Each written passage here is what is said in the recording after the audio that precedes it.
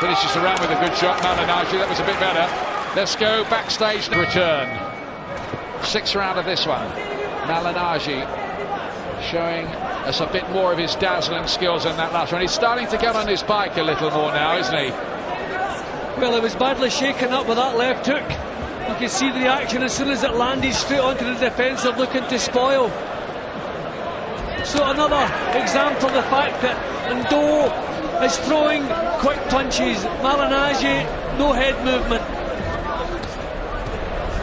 He had a bad 7th round, Malignaggi, last time out against Gojo, the Canada-based fighter. Came through that and prevailed in the end, though it was only by 2 points on one of the cards.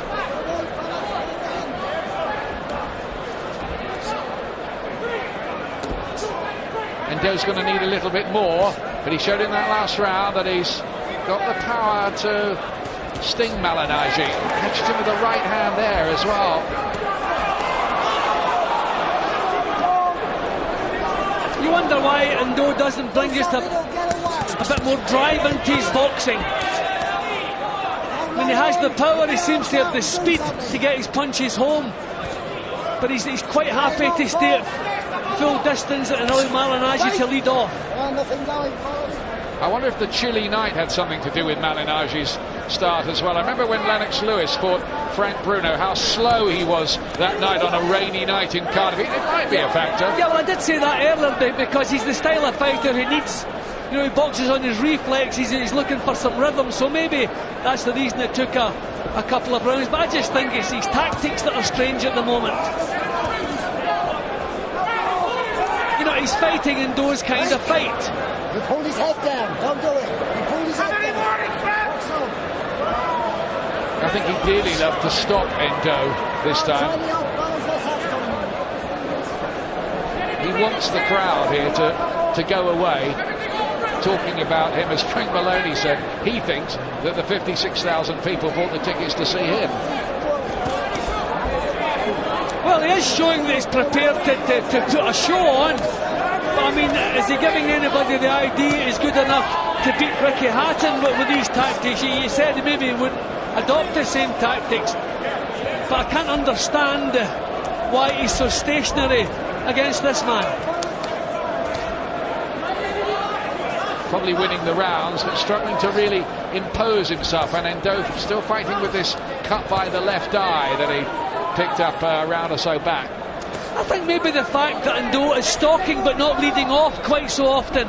He's not allowing Malignaggi to adopt his usual counter-punching style, so he's been forced to do the leading off. Maybe it's a smart move from Ndo, but he's not working hard enough to win the round, so he must be looking for a knockout. You're doing fine. Keep your eye on the prize, man.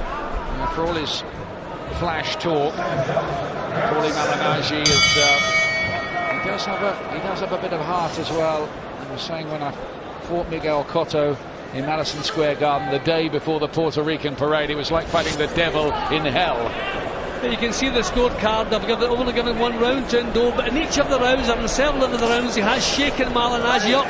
He's just not working hard enough. He is 36 now. That's a factor, isn't it, in that? 57th fight of a 15-year career for Lovemore Ndo.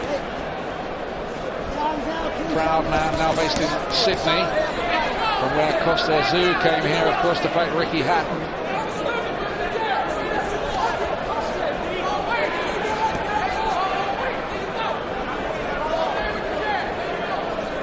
Just not getting his punches off, Ndo.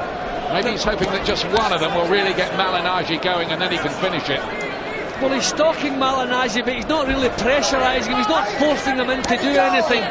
Just stalking, looking for a pot shot. He's actually trying to counter-punch, but it has worked for him a couple of times, especially with the left hook a couple of rounds ago.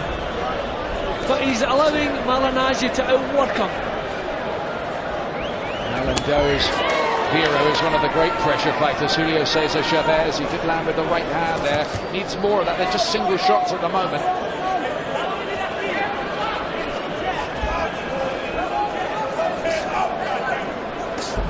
Out of range with his jab, Malignaggi. He's felt the power once or twice of Ndo, and maybe that's just altered his thinking a little too. Good jab from Undo again.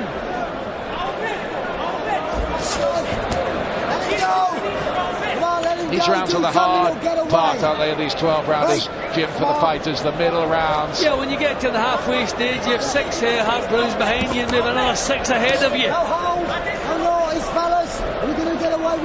When you get to the last couple of rounds, you can just grit your teeth because you can see the end of it. The action has just settled down a little bit in the last minute or so. Oh, lovely from Malignaggi though.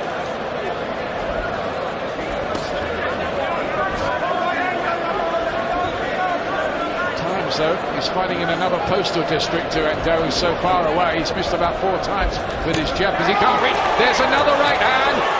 That stung Malignaggi. He's again elects to go toe-to-toe and comes off worse with Endo, who clips him again and shocked him. Well, there haven't been too many good quality punches landed in this round. The action has dipped. The ones that have landed are coming from Endo, and that's another example of Malignaggi with his head far too high and far too still. There's still something of the amateur about him in that regard. Kelly in Madison Square Garden, so that's who I want to be like. Flashy skills, but of course the one thing he doesn't have that Naz had, or one of several maybe, is that sledgehammer punch. Well, this is developing into a real struggle for Malignaggi. The hair is all over the place again. I think he'll sorely regret. I think Mickey Van is going to allow me to fix the hair. Well, I suppose that's the same as a boxing boot lace coming loose. If something's distracting a fighter, I suppose it's fair enough to put it on the side and do something about it. Far be it from me to get involved in the hairstyles of fighters, but is that a practical hairstyle for a professional boxer to have? I think he'll have second thoughts about it. Why is he not turning his back on the second and allowing him to fix the hair? Why is he facing out the ring? Turn him round and get it done properly and put plenty of tape round it. And Doe, meanwhile, is conducting the crowd in this, saying, look, this is kind of ridiculous, isn't it, everybody? You should be on my side here. I mean, this is a complete piece of nonsense. It is, it really is. If he's going to continue his career, he has to get rid of that stupid idea of the hair extensions. Wasn't quite the fashion statement Malignaggi wanted to make here tonight. He is a bit of a Mr. Cool with his shades out of the ring. And it's not quite the performance, you'd have to say, so far that he wanted either. Another good couple of jabs from Endo. Endo looking happy. I don't think you can believe how often he's caught Malignaggi with solid punches. I think that's made Malignaggi a bit circumspect. You heard Buddy McGirt give Paulie Malignaggi a real telling off in that corner. Nearly copped another right hand there. He's been a sucker for them. Endo is out jabbing Malignaggi in this round.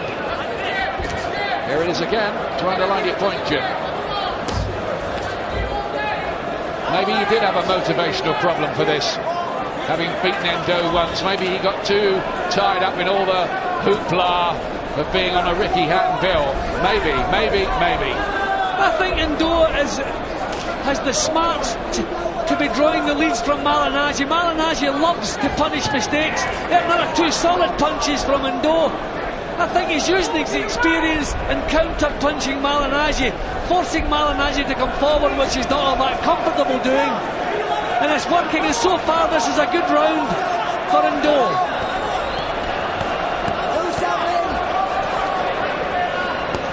It's turning into hard work for Paulie Malignaggi, this one. Has Endo, though, got it in him to really take charge of the thing? Or is he just going to clip Malignaggi with the odd solid reminder? He's done it often enough, but I think he needs more if he's going to steal it on the card. Just the hair's loose again. Yeah, it is again. Yeah. Malignaggi is boxing like a novice at the moment. I wonder if the problems with his hair, he's all over the place. No composure, no technique. He doesn't quite know what to do here. Better hope it's not a case of hair today, title gone tomorrow. It's all over the place again. It's a complete nonsense, this. I think the corner should get the scissors out here and take the lot off. Well, meanwhile, let's meet Juan Lascano, Ricky Hatton's opponent tonight. He's with